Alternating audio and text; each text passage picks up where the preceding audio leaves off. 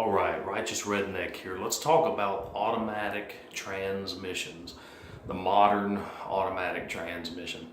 All right, how can you get an automatic transmission nowadays? How can you get it to last the absolute longest that it can last? Well, you got a lot of people that believe in drain and fills on the transmission fluid. That's what I believe in. I do not believe in doing a full transmission flush, and here's the reason why. When you do a transmission flush, that is using a machine that uses pressure, and it forces all the old transmission fluid out. But if you have any debris at all inside of that transmission, anything of any kind, that pressure can force it to get lodged in an area of that transmission that can cause you problems. Okay, so I don't believe personally in doing a flush on a transmission.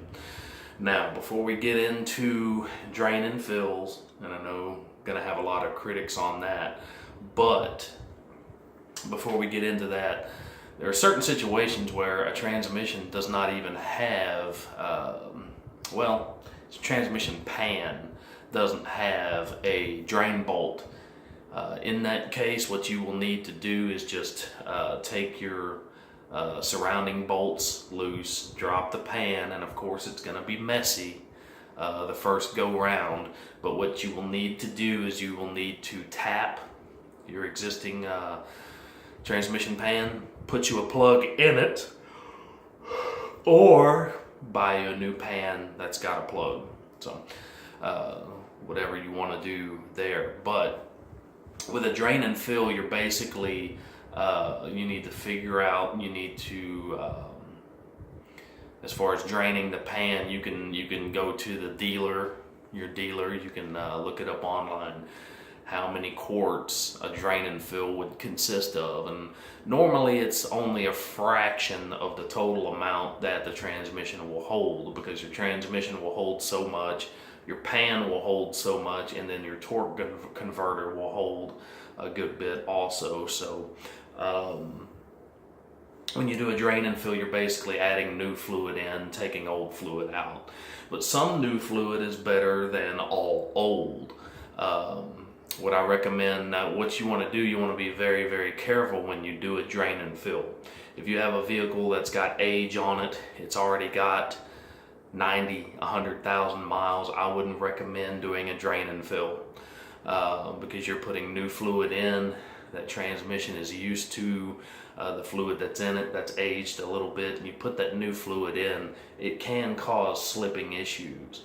So the thing to do is with a vehicle, I would say if you have 60,000 miles on it, you can go ahead and do a drain and fill. And after you do that drain and fill, what I would recommend doing, because you're adding new fluid in, taking some old out, your very next oil change, do it at least one more time. And you can do this 2 or 3 times at your oil change interval to get the maximum amount of old out. I think I did mine 2 or 3 times, and now I do it every 30,000. Every 30,000 miles, I will do a drain and fill. And I'm telling you, the shifting on my automatic transmission is, I could tell after that first go round, when I drained it out, put 6 quarts in new, a tremendous difference in the shifting of my transmission. So no slipping whatsoever. And also it was, I went on ahead and changed my transmission pan, the filter for the transmission, and the transmission pan gasket. I went on ahead and changed that as well.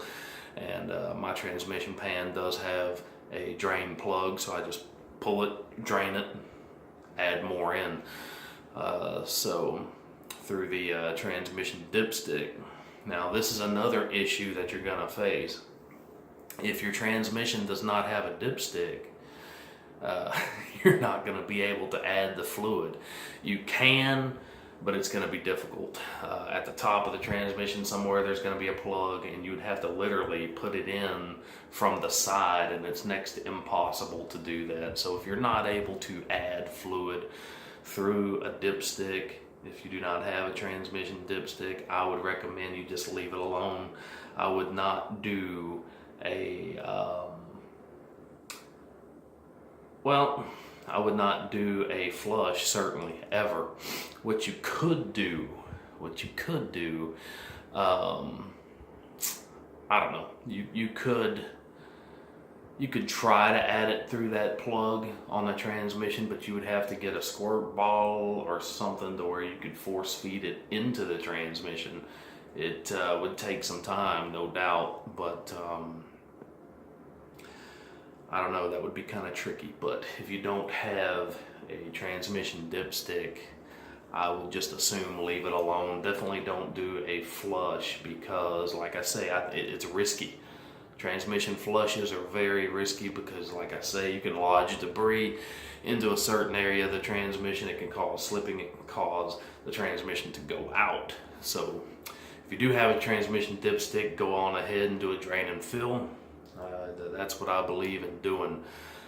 You're not changing all of the fluid, but if you do it, consecutively every 4,000, every oil change, up to 2 or 3 oil changes, you're going to have some pretty good fluid in that transmission at that point, and it's going to shift a whole lot better, and it's going to add to the longevity of your automatic transmission.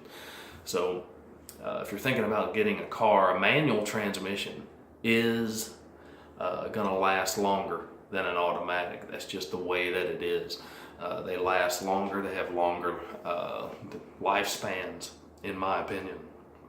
You buy a little Honda, a Toyota, if you can get one in a manual, you're better off doing that because, in my opinion, they'll last longer. You'll have to replace a throwout bearing on your clutch and things of that sort, but as far as the transmission itself, it's going to last you a longer period of time. So drain and fill, that's in my opinion the way to go. You can comment below if you disagree. Let me know what you think, but I do think I have a valid point about a complete flush of the system. So comment below. As always, subscribe, click on the bell, be notified of all my future videos, and you guys take care. This is Righteous Redneck.